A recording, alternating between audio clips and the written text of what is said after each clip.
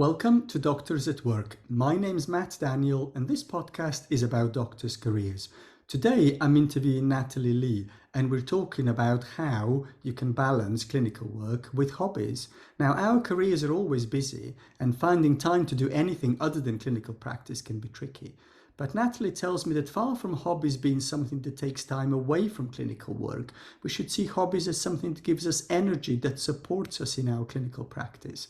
There will never be enough time to do everything that we want, so we have to make time. And it doesn't have to be many hours for a major achievement, just doing something small is a start. I hope that it's useful. Welcome, Natalie. Tell me a little bit about yourself. Thank you very much for having me. So my name's Natalie. I'm a junior doctor, so first year at work. I'm based in the Royal North Shore Hospital in Sydney. And on this side, I'm also a singer-songwriter and I put music out on YouTube and Spotify. Okay. That sounds very exciting. And in fact, that's the reason why I invited you to talk, because I saw about your music and I thought, okay, what a great thing for a doctor to be doing all of that alongside their clinical career. Why do hobbies matter in our lives? Well, I guess really, I'm only really new to medicine. It's only my first year of working, and already I found it very overwhelming. Often we feel like work is all that we do. There were certainly days where I woke up, went to work, then came home, and then went to bed, and then I felt like it was all just a cycle that kept repeating. So I feel hobbies are just so important in just keeping you sane, really, giving you an outlook that there is something else other than work, something that makes you different, something that makes you yourself, makes you happy, and makes every day seem a little bit more bearable despite the stresses of work. So I really think maintaining hobbies and making time really for them is important just to keep you whole as a person and managing all the pressures of work. And even if you don't have time, it's good just to set aside something here and there. Otherwise, life can get very monotonous. Mhm. And if you look around at your colleagues, how do your colleagues manage to handle the stresses at work, do you think?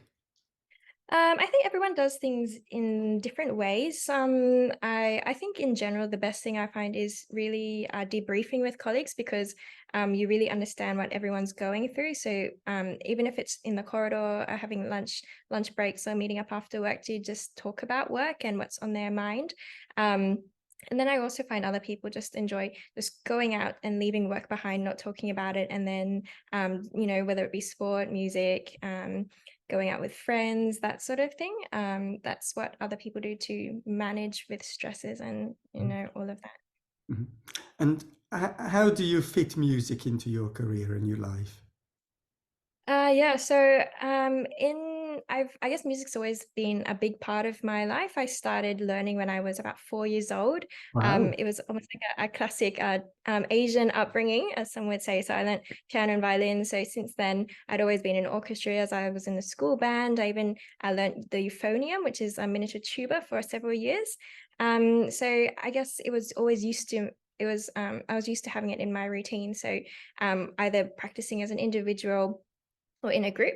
And then in university, I got into producing music and singing. And I found that was really great because I could do it at home and when no one else was there. I didn't need, so it was really at my own pace. And then when work started, it was really, I didn't need a lot of time. It was like often it would even be like 15, half an hour, where I would just sit down, get on the piano, open up some music, play some violin, or just if I had some thoughts on my mind, I would just write them down and then convert them into a song. Okay. Wow. So the thoughts that you have then that influences what you write about. Definitely. To me, music is like a big, it's a very like a cathartic, therapeutic process for me. So if I have a lot of emotions that I'm feeling, I like to write things down and convert it into music, and that's my way of expressing how I feel and getting it out. So does that mean that there's different music that happens depending on what kind of a day you're having at work? Oh, absolutely. So, yes, when I'm feeling particularly moody, I can just put it into music. And of course, if I'm feeling very down or unhappy, I don't always put out that music, but it's just, my own personal way of relieving my emotions. Yeah. You put out happy music, so if you have a great day at work, does that translate into happy music, or is it Yes, yes, yeah, yes, it does. Really, just whatever I'm feeling. yeah, okay. So I'm interested. You talked about music that you do either by yourself or that you do with other people. Tell me a little bit more about the difference of doing stuff that's just you at your own pace versus doing stuff that's with other people.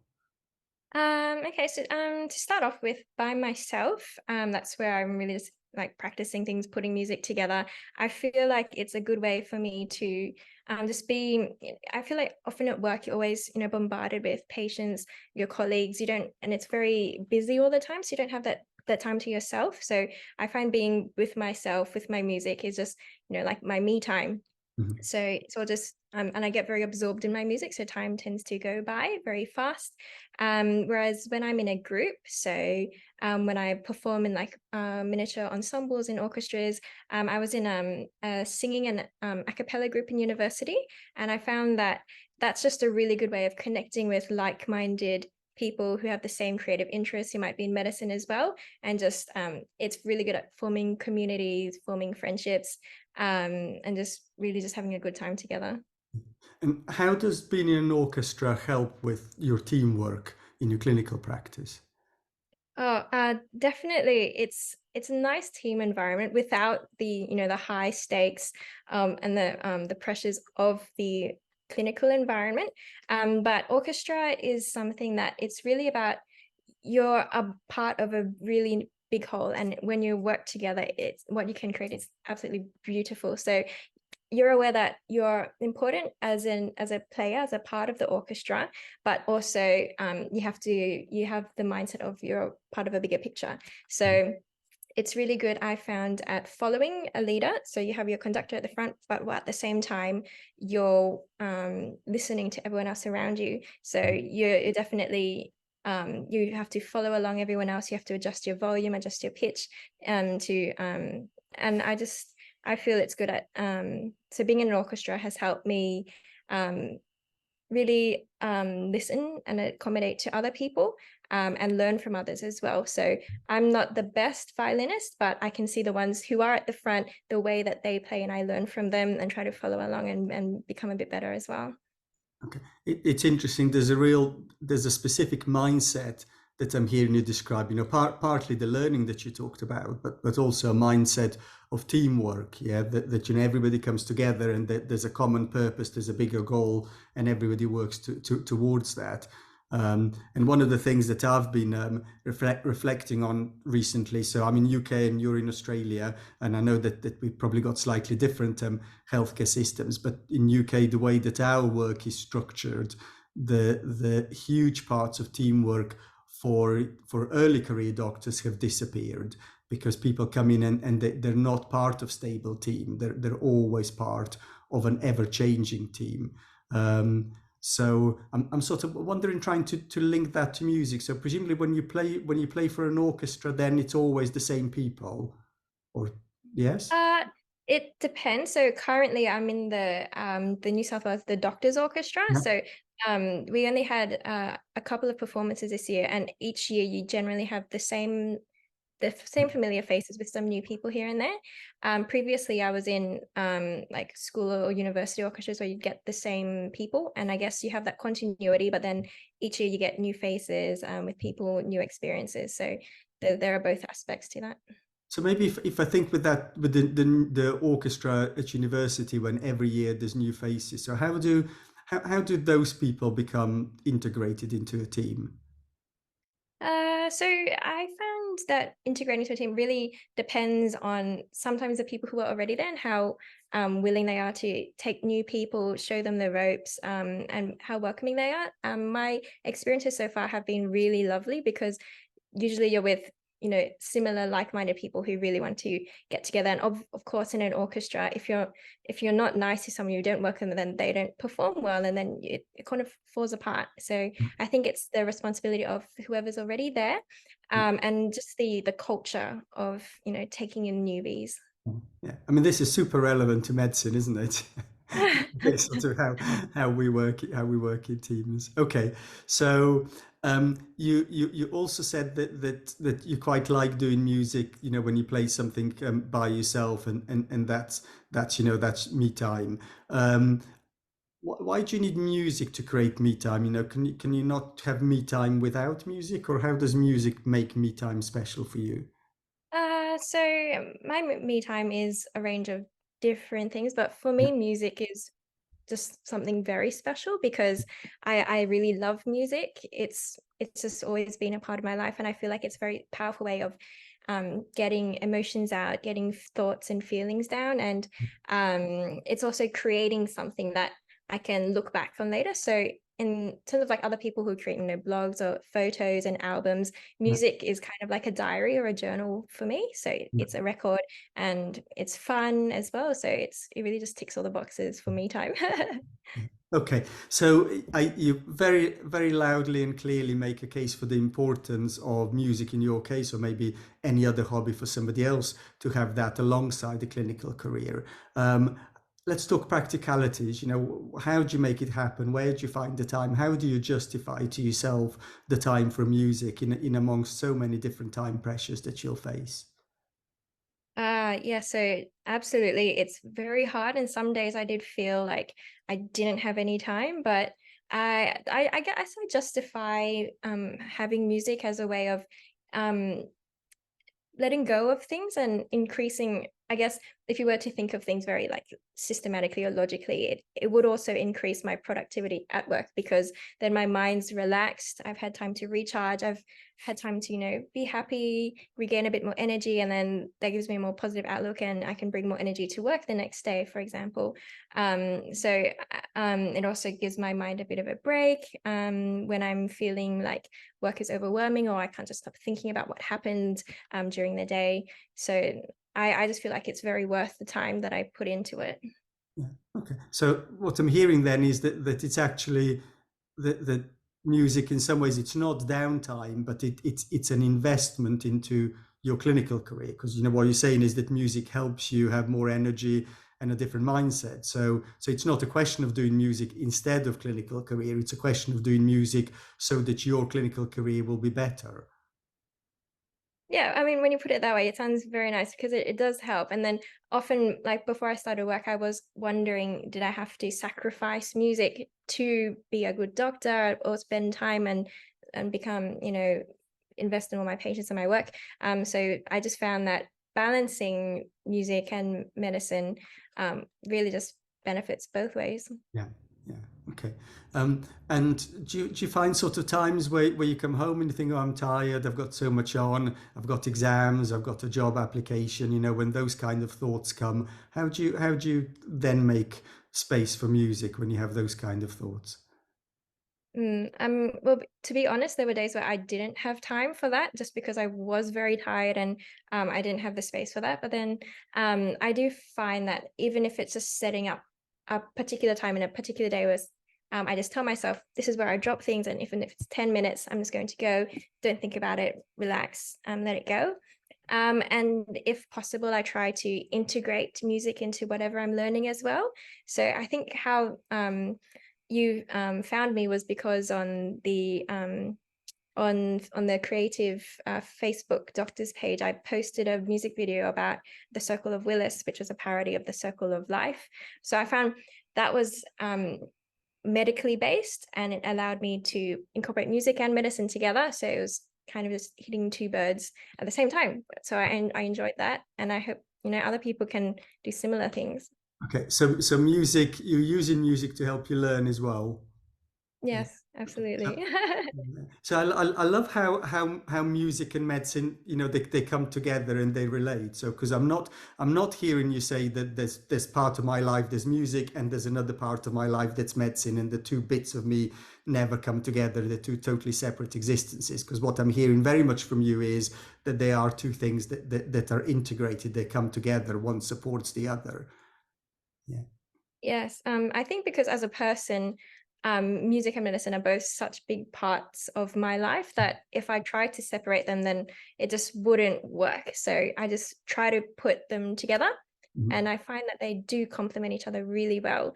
Um, in fact, when I was in uni, I was entered into a songwriting competition as part of an international physiology tournament, and I wrote a song about myopia or short-sightedness, and that's currently used in my university's physiology curriculum to help people because I think it's just so powerful. I mean, you have textbooks and lectures, which are of course very important, but then if you can hear a song or learn from it, then it's fun at the same time. Yeah, yeah, absolutely. So you're going to carry on doing that kind of medical music? I hope so. I mean, it's a little bit nerdy. It's not for everyone, but I enjoy it, and I hope some people can learn from it too. I was going to say it sounds like it's a niche, Natalie. I'm not sure that anybody else is doing that. So maybe you're going to have the whole market stitched up for medical music. So. Well, we'll see. It's a very specific market. Absolutely.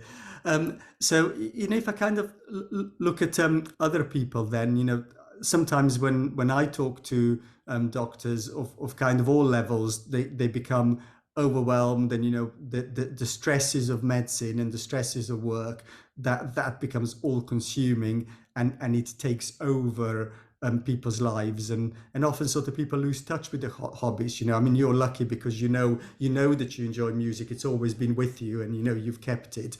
But a lot of the stories that I hear is that people perhaps they just exist. They go to work and nothing else, and they struggle with the kind of balance that you might have. I don't know what would you say to a doctor that is just consumed by the stresses of work, that doesn't have anything else going on? What tips would you give to somebody like that? I guess my tips would be just find something that makes you happy or something that gives you a bit of peace in life. And it doesn't have to be something, you know, very big or fantastic. It's just something that gives you a bit of a break outside work, whether it be, going out for a coffee or reading a book or watching a movie, and just just try different things, whatever works for you. So some people have different interests, but try to find something that you enjoy and make time. It's not about having time, but setting aside a time and forcing yourself, this is where I spend time to find something that makes me happy. Mhm. So tell me a bit more about the idea of having time versus making time. Because people always say, "Well, I haven't got the time," but you're saying, "No, you don't worry about having time, make time." What's the difference between having time and making time?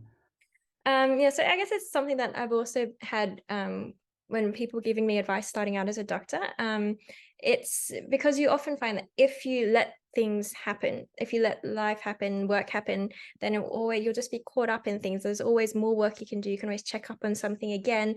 So unless are very, you set aside a specific amount of time. I know some people are very good at routine. So at a particular time they get up, they do this. Or some people more go with the flow. If you, I feel like unless you give yourself a bit of time during the day where you allow yourself to get away from work, you won't otherwise get that chance. So whether it be, trying to be a bit more productive and finishing work at a certain time, or whether you just let things settle for a bit and then waking up a bit early, it's really just setting aside a bit of time. Doesn't have to be much, but I think that's really important. Mhm. And I guess because music's always been part of your life, so you presumably you always made life for music, despite your busy university and school beforehand. So I mean, if somebody's listening and they haven't had the habits that you've built up, because this is a habit you've built up over years, isn't it? Yeah, making time for music. But somebody else who hasn't built up a habit like that, and they're kind of thinking, oh gosh, it's all too much. Why should I work hard to make time for something else? What would be your advice for somebody who says, why should I make the time for all of these things? I guess my advice would be, I mean, you don't have to find time or make time straight away. It can be just little steps. And I find that if I have a goal to work towards, say, this is where I get to have music time, then it gives me a bit of an incentive, something to look forward to. So then I work through things a little bit faster so that I can get there. And then after that time, I do feel that what I talked about being re-energized and feeling, recharged to keep doing work. So I think whatever time you set aside does pay back. Yeah. So something to look forward to, and then also doing activities that energize you. Mm. And you said that you don't have to try and do something massive, you can just do some small steps. Can you tell me a little bit more about the idea of just doing some small steps? Yeah, so even if I find after work lately, what I've really enjoyed is when it's not so hot because I'm in the middle of an Australian summer. I like to just take my dog out for a walk, and I find even the half an hour, 40 minutes of outside, breathing fresh air, seeing the sun, seeing other people who exist outside, living their lives with their families. I think that's a little thing that makes me happy, and it makes me feel like I'm reconnecting with the world and nature and all of that. So I also feel a lot of people feel pressure to do something amazing. So some people get quite anxious when asked, what do you do for fun? What are your hobbies? Because they don't feel like they have something amazing. They're not, like scuba diving. They're not, creating, masterpieces. So I think you don't have to do that. It's everyone's, themselves. They can just do whatever little things.